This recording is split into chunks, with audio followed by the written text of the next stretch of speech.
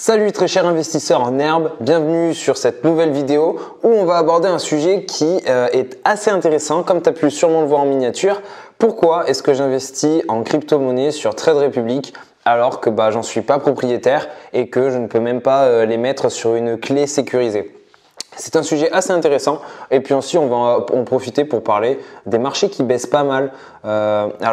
Malheureusement, mon portefeuille prend en compte les 10 000 euros qui sont pas investis. Donc là, il me dit qu'il y a eu que moins 0,21% de baisse aujourd'hui. Mais c'est pas vraiment le cas. Il n'y a qu'à voir en fait toutes les valeurs que je suis, elles sont dans le rouge. J'en ai très peu qui sont dans le vert.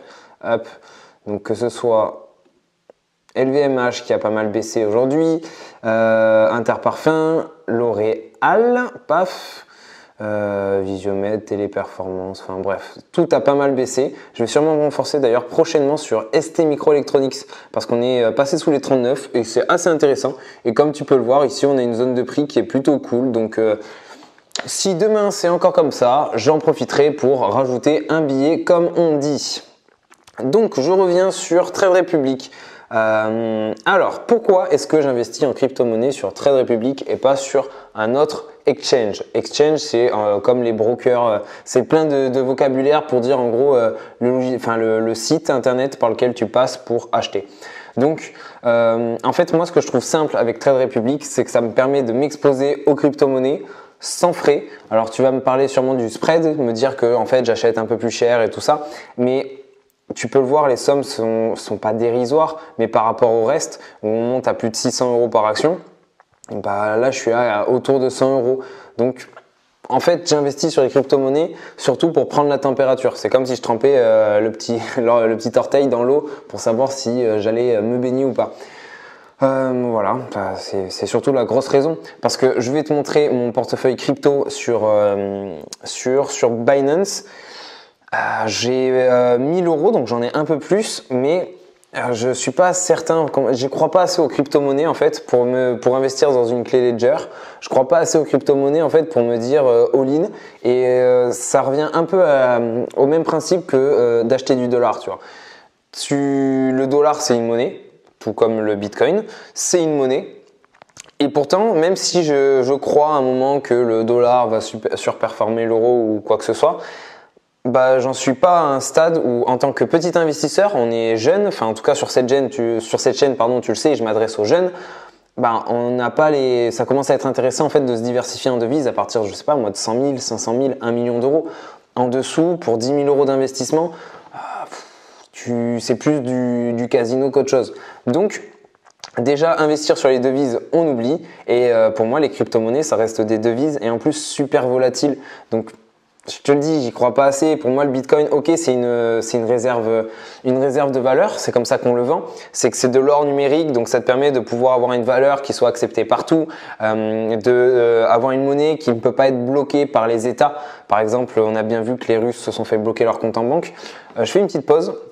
Je bois mon petit chocolat au lait. Il est tard. Et je t'invite à faire pareil quand tu regardes ce genre de vidéo. Ça fait passer le temps beaucoup plus, pas plus vite, mais c'est plus agréable quoi. On est entre nous comme ça, on boit un petit coup. J'ai piqué ça à Victor Ferry. Je sais pas si vous connaissez, je vous conseille d'aller voir. Plutôt sur sa chaîne Finance aussi. C'est sympa. J'aime bien ce petit côté-là, donc j'ai prévu de faire pareil.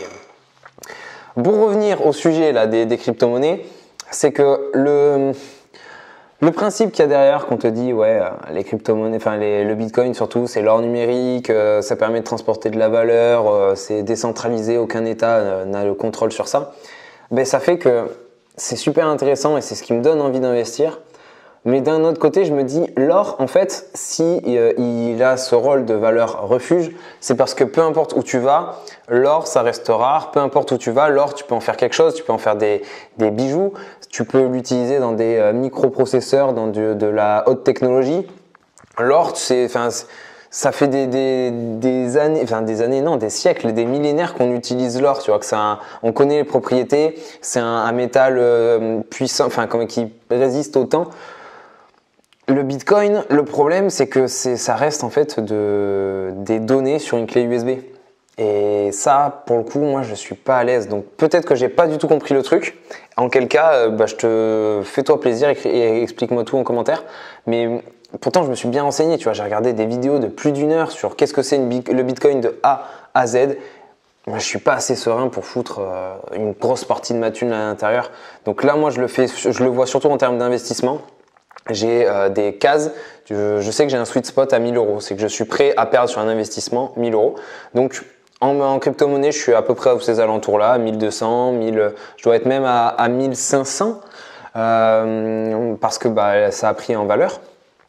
Mais au-delà, je suis pas prêt à miser autant, j'ai pas assez confiance.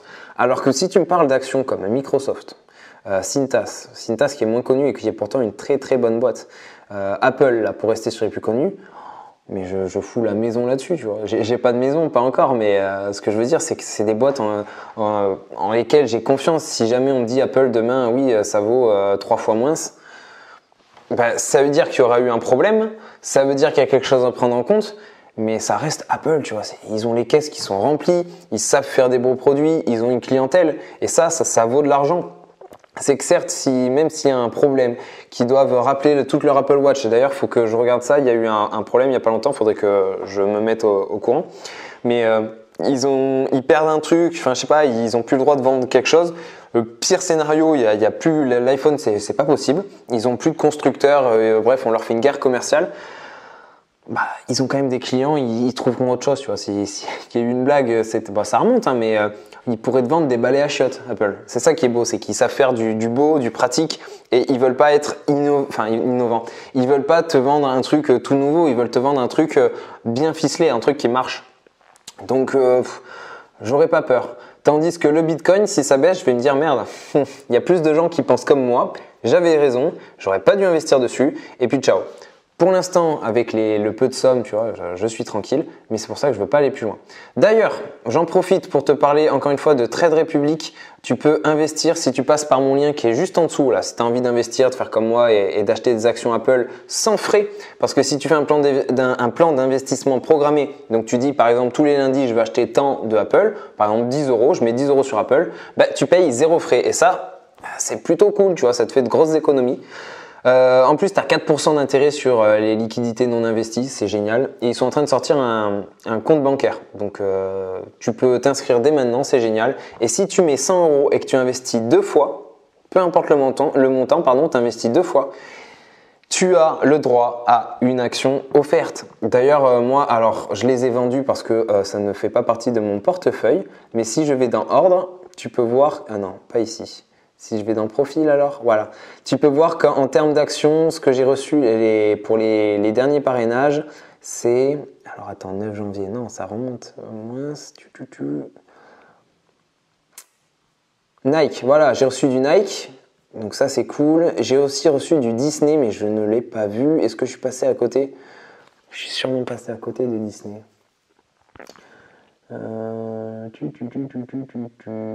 Ouais, voilà, Disney. Donc, voilà, tu peux recevoir ce genre d'actions. Nike, c'est pas de la merde. Disney, c'est pas de la merde. Enfin, suivant ce que tu penses. Maintenant, en termes de cours d'action, c'est vrai que c'est pas foufou. Mais tu as quand même certains privilèges. Je te laisse encore une fois passer par le lien juste en dessous. Et là, moi, je vais te montrer mon compte Binance. Donc, voilà mon portefeuille. Tu peux voir, c'est assez simple. Quasiment 50% Bitcoin. On va partir du principe qu'on a 40% d'Ethereum. Ensuite, un peu de Doge. Pourquoi est-ce que j'achète du Doge? Je vois déjà dans les commentaires des gens m'insulter parce que c'est un shitcoin et que tout le monde le sait. Shitcoin, si t'es pas à l'aise avec ça, ça veut dire en gros que c'est un coin, c'est une pièce, un jeton, une monnaie qui ne vaut rien. C'est de la merde. Concrètement, ça veut dire ça. Pourquoi? Parce que je vois bien de nouvelles personnes rentrer sur le marché, surtout avec tout ce qui est ETF, etc. accepté, et de me dire que forcément Doge, tu vois, c'est quand même, elle fait partie des premières, celles qui ont les plus grosses capitalisations, malgré le fait qu'on sache que c'est de la merde. Et je vois bien le x10 tout con, tu vois. Et si ça arrive, je sortirai parce que j'ai aucun intérêt. Enfin, c'est pas que j'ai aucun intérêt, mais moi j'y crois pas. Encore une fois, si déjà j'ai du doute sur Bitcoin, tu te doutes bien que Doge, ça passe à la poubelle. SLP, XRP, tout ça là, en fait, c'est des anciennes sur lesquelles je suis sorti Et en fait, comme tu peux pas tout vendre, enfin, j'ai pas trop compris comment ça marchait, mais en gros, bah, j'ai pas pu tout retirer. Donc ça, c'est de l'argent un peu perdu que je pourrais pas retrouver. C'est une des raisons d'ailleurs pour lesquelles je passe plus par Binance. C'est que Trade Republic, au moins, c'est simple. Pour ce qui est des frais, je comprends. C'est plus simple. Et quand tu t'y intéresses pas à fond, c'est mieux. Alors je sais aussi, je le vois. Je vais boire un coup. Je sais que quand tu es jeune, j'ai créé un groupe Discord sur lequel on était une vingtaine. Quasiment tout le monde faisait des cryptos et commençait à s'intéresser à la bourse. Et pour moi, tu vois, tu fais les choses à l'envers. Si tu veux investir, commence par investir en bourse. Pourquoi tu investis sur des cryptos, des trucs où tu comprends à peine comment ça marche et tu as beau être le plus renseigné du monde, c'est pas tangible. Donc je veux bien que tu y crois et que tu comprennes, mais investis sur quelque chose au moins un minimum du monde réel et qui a de l'ancienneté. Les cryptos, ça a 10 ans, 12, 20 ans max. Non, je crois que c'est 2007, 2008, les premiers cryptos. 2009, Bitcoin 2009 de mémoire. Donc, investis sur des trucs qui existent depuis 1800, tu vois. Tu as investi sur du Saint-Gobain, c'est la société la plus vieille du CAC 40. Et comme ça, bah, tu mets un premier pas dans l'investissement et ensuite tu peux risquer ton argent sur des choses autres. Faire comme moi, tu vois, une petite allocation, risque, on regarde ce que ça donne. Tu vois, là, il y a 1200 €. Donc, si ça fait x10, youpi, je fais 12 000 balles, mais c'est pas le but. Bitcoin, si je fais x2, je suis content. ETH, je vois bien. Je vois plus d'intérêt sur ETH que Bitcoin, mais les deux sont assez intéressants. Dodge, c'est clairement de la spéculation, c'est du casino. Mais enfin, quand on dit du casino, j'investis pas en casino, il y a une stratégie derrière, c'est pas du 50-50. Mais voilà, c'est pour ça que j'ai mis que 100 €, c'est parce que je suis pas prêt à mettre plus. Bon, en tout cas, voilà, j'espère que j'aurais pu répondre à tes questions. Pourquoi est-ce que tu investirais en crypto-monnaie sur Trade Republic et pas ailleurs? Bah, parce que c'est plus simple. Et en plus, Binance, c'est la même chose que Trade Republic. C'est OK, tu peux retirer tes crypto-monnaies pour les mettre sur une clé Ledger, donc un cold wallet, un portefeuille sur lequel on peut pas te voler tes crypto-monnaies. Mais tant que t'as pas ça, là, tant que t'as pas fait l'investissement et que tu mets pas tes crypto-monnaies là-dessus, en fait, c'est la même chose, tu vois, c'est que tes crypto-monnaies sont stockées par le site sur lequel tu achètes. Donc, je suis pas prêt à passer le cap, donc autant pas me prendre la tête et passer par Trade Republic. Voilà, c'est tout. On se dit à demain pour une vidéo, tu vas voir, qui est plutôt sympathique. Et puis, bah, à demain!